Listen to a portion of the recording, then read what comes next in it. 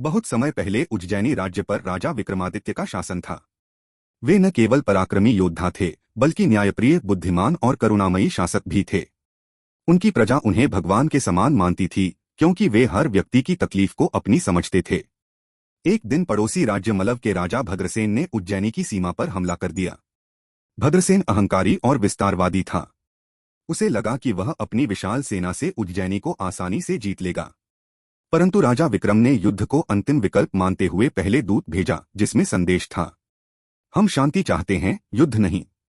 लेकिन अगर अन्याय हुआ तो उज्जैनी की धरती पर आक्रमण करने वाला सुरक्षित नहीं बचेगा।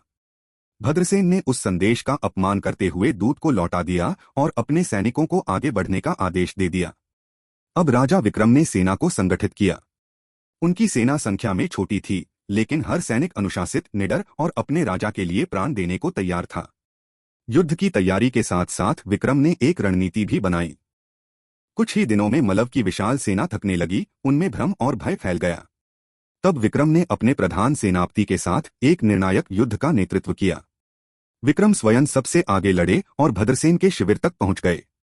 जब भद्रसेन ने देखा कि उसकी सेना हार रही है, वह स्वयं युद्ध में उतरा। दोनों राजाओं के बीच घमासान युद्ध हुआ। अंत में विक्रम ने भद्रसेन को परास्त कर दिया और उसका शस्त्र छीन लिया। लेकिन तभी कुछ अद्भुत हुआ।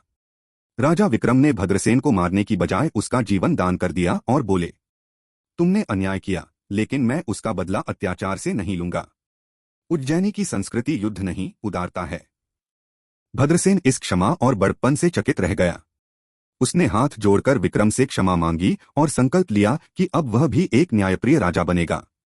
राजा विक्रम ने न केवल युद्ध में विजय प्राप्त की, बल्कि एक शत्रु को भी मित्र बना लिया।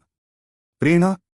सच्चा नेतृत्व केवल तलवार से नहीं, विवेक, करुणा और क्षमा से होता है। राजा विक्रम की तरह जब हम बल के साथ बुद्धि और दया का प्रयोग करते हैं, तभी सच्ची विजय संभव होती है।